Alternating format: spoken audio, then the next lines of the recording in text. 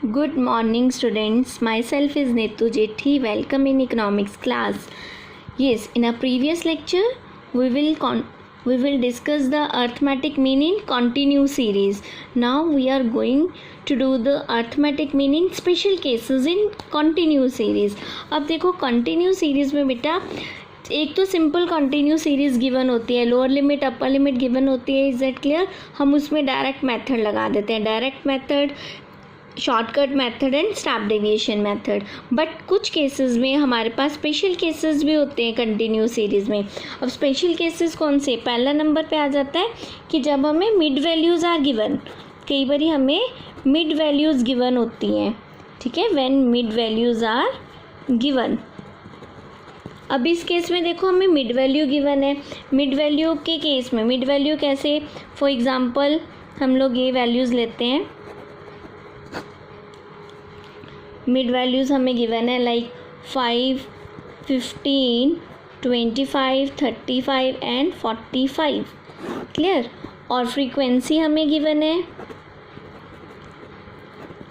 Frequency given है हमें 4, 8, 10, 6 and 2. Sorry. इस केस में देखो हम क्या करेंगे, हमें मिड वैल्यूज़ और फ्रीक्वेंसी गिवन है, तो हमने क्या करना है इस केस में हम लोगों को question when mid values are given in a question of continuous series then same method will be used to calculate arithmetic mean as it use in a discrete series. तो क्या करेंगे हम लोग? सेम मेथड याद रखना है.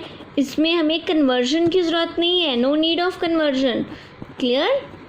There is no need of conversion. हमें अपनी सीरीज़ को कन्वर्जन की ज़रूरत ही नहीं है. तो सेम मेथड अप्लाई होएगा. कौन सा? Same method will be use to calculate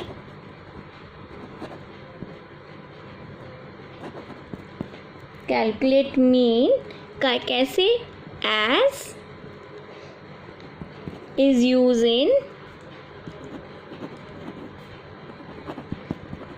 in a discrete series.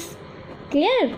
तो बेटा जैसे हमने डिस्क्रीट सीरीज़ में यूज़ किया था फॉर्मूला, वैसे ही अब ये हमारे पास क्या है, इसे हमने x मान लेना है. क्लियर? हमें इसको कन्वर्जन करने की ज़रूरत नहीं है, नो नीड ऑफ कन्वर्जन. हमने इसी को ही same method will be use to calculate mean as it use in a discrete series. ठीक है, तो कौन से मेथड हम फिर से रिवाइज कर लेते हैं एक बारी. एक था डायरेक्ट मेथड इसको सॉल्व करने का, दूसरा था हमारे पास शॉर्टकट मेथड, और थर्ड वन था स्टेप डेविएशन मेथड. क्लियर है ना? थर्ड हमने किया था स्टेप डेविएशन मेथड. क्लियर? हमने इसी को ही यूज़ करना है. ये अब x मान के इसी को हमने फ्रीक्वेंसी के साथ सम कर देना है. ठीक है, ये था फर्स्ट केस. अब देखो अब आ रहा है सेकंड केस. सेकंड केस में क्यूमुलेटिव सीरीज़ अगर दी हो हमें. अब क्यूमुलेटिव के केस में क्यूमुलेटिव तो 2 टाइप्स की होती है, या तो लेस देन होएगी या फिर मोर देन होएगी. क्लियर है ना? क्यूमुलेटिव लेस देन भी हो सकती है और मोर देन भी होती है.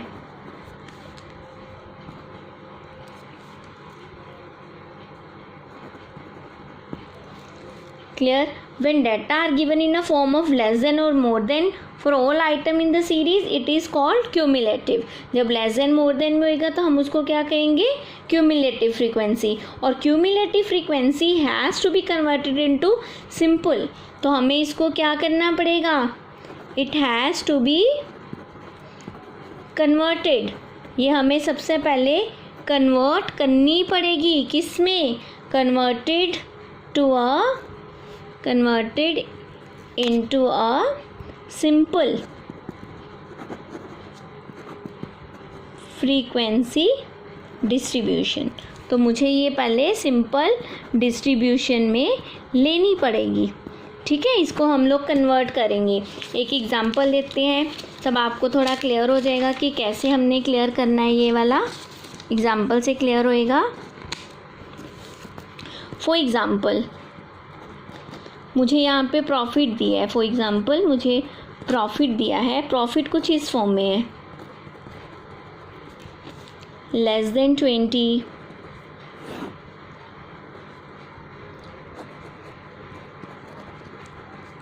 Less than 30, same, less than 40, less than 50, less than 60 and less than 70।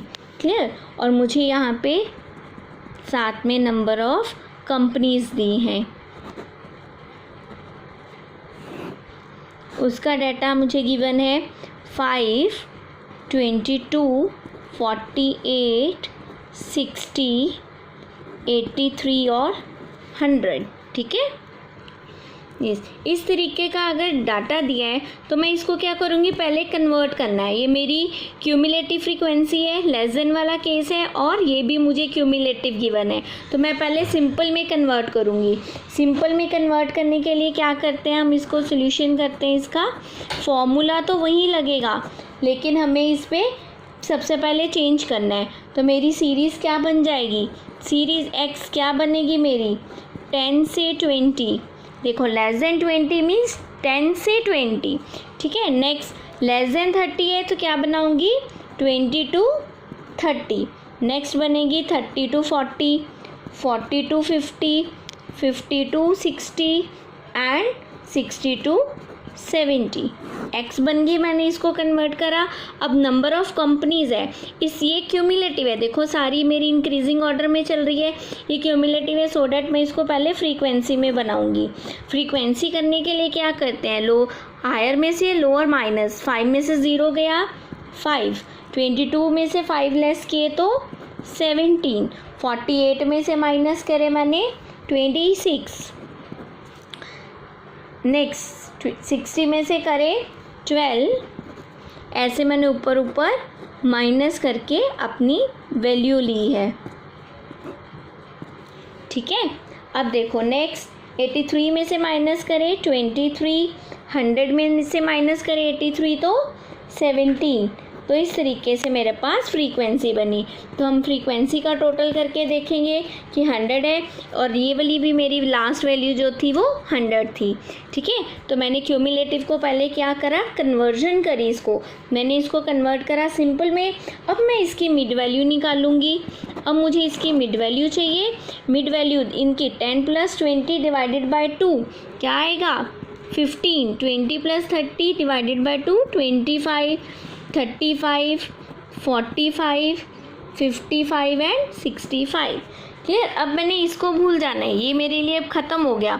अब मैंने सम किससे करना है, फ्रीक्वेंसी और मिड वैल्यू। मिड वैल्यू है वो मैंने एक्स मान के, जैसे डिस्क्रीट करते हैं वैसे ही हमने ये सॉल्व करना है। यानी कि तीनों मेथड कोई भी अप्लाई हो सकता है, may be direct method, discrete method और कंटिन्यूस मेथड इसमें अप्लाई होएगा। क्लियर। ये था मेरा लेस देन वाला केस। इसी तरह एक सम हम करते हैं मोर देन वाला केस। अब मोर देन के केस में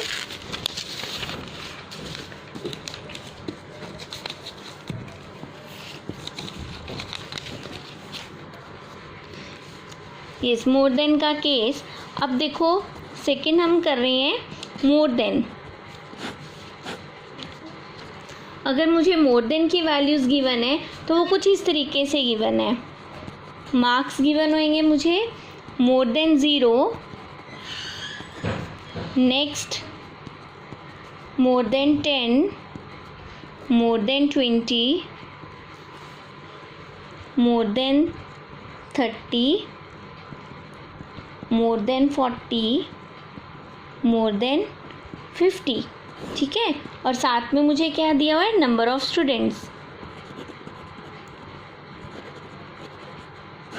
नंबर ऑफ स्टूडेंट्स वो दिए हैं 50, 45, 38, 26, 10 एंड 4। देखो ये सीरीज़ क्या है, मोर देन वाला केस। मोर देन में दिए है, और ये भी देखो ये मेरी क्यूमुलेटिव है, फ्रीक्वेंसी नहीं है, और सारी के सारी डिक्रीजिंग ऑर्डर में है ना, डिक्रीज हो रही है। तो इसको भी मैं पहले क्या करूँगी, convert into simple frequency distribution में, ठीक है। वो कैसे करेंगे इसका सबसे पहले नेक्स्ट फॉर्मूले वही लगने हैं, सिर्फ आज हम सीरीज़ को ठीक करें। कल हमने सारे फॉर्मूले करे थे, वही फॉर्मूले। अब देखो यहाँ है मोर देन ज़ीरो, यानी ज़ीरो से ज़्यादा, लेकिन कहाँ तक, हायर लिमिट क्या है, नेक्स्ट देखो 10, ज़ीरो से ज़्यादा बट 10 से कम। तो मेरी सीरीज़ क्या बन जाएगी, एक्स। जो मार्क सीरीज़ है वो मेरी क्या बनेगी, ये बन जाएगी 0 से 10, नेक्स्ट 10 से 20, 20 से 30, 30 से 40, 40 से 50। अब देखो यहाँ है मोर देन 50, ठीक है। मोर देन 50 मीन्स मुझे 50 से मोर करना है, कितना, 10 का गैप है, सो डैट मुझे ये 60 तक लेकर आना, मोर देन 60 तक। क्लियर। इसी तरह मेरे पास ये क्यूमुलेटिव थी, मैंने इसकी फ्रीक्वेंसी बनाई, ठीक। पहला क्या आएगा, देखो 50, 45, मैंने हायर से माइनस करना है। मोर देन के केस में हम नीचे की तरफ माइनस करते हैं, वो डिक्रीज़ होती है। तो 50 में से माइनस करी 45, कितना आ गया 5, 45 में से माइनस करे 38, मेरे पास आ गया 7। इसी तरह नेक्स्ट माइनस करे 38 माइनस 26, तो मेरे पास आ गया 12। नेक्स्ट करेंगे तो कितना आ जाएगा मेरे पास 16। नेक्स्ट करूँगी माइनस तो कितना आएगा मेरे पास 6। अब देखो यहाँ पे मैंने माइनस करा, मेरे पास आ गया 6, लास्ट बचा 4, ठीक है ना। 4 माइनस कर चुके हो 10 में से 6। तो अब देखो 4 में से मैंने नीचे कुछ नहीं है, माइनस करी 0 वैल्यू, तो 4 में से 0 माइनस करी तो मेरे पास क्या रहेगा 4 का 4, ठीक। अब देखो मुझे ये चेक करने के लिए, ठीक है कि नहीं, हमने इसका प्लस करा, जो सबसे हाईएस्ट वैल्यू थी वो कितनी थी 50। अब इन्हें प्लस करके देखेंगे 50 बनता है, यस प्लस करके देखो इसको 50 बनता है हमारा, यस अगर प्लस करा तो ये मेरा 50 है। आगे स्टेप वही है। इसके बाद मुझे क्या करना है, मिड वैल्यू निकाल के इसको ख़त्म कर देना है। नेक्स्ट 0 10 का 5, 15, 25, 35, 45 एंड 55। अब ये ख़त्म है, ये हो गया। इसी पे मैं तीनों फॉर्मूले लगा सकती हूँ ना, डायरेक्ट भी लग सकता है, डायरेक्ट मेथड भी, सेकंड हमने किया था शॉर्टकट भी लग सकता है, एंड थर्ड हमने किया था स्टेप डेविएशन, वो भी लग सकता है। क्लियर। ये आज हमने करा है। अगर हमारे पास सीरीज़ डिफरेंट होती है तो उसको हम किस तरीके से सॉल्व करते हैं। क्लियर है ये वाला बेटा। तो आज हमने करा अपनी less than series, more than series और मिड वैल्यू अगर गिवन हो तो हमने उसको कैसे कन्वर्ट करके उससे मीन लेना है। क्लियर। अगर ओपन एंड सीरीज़ है उसमें भी ऐसे ही सेकेंड वाली वैल्यू देख के अपनी क्लास पहले बना लेनी है, उसके बाद सेम स्टेप है, सेम फॉर्मूले है। Is that clear? Okay, thank you बेटा।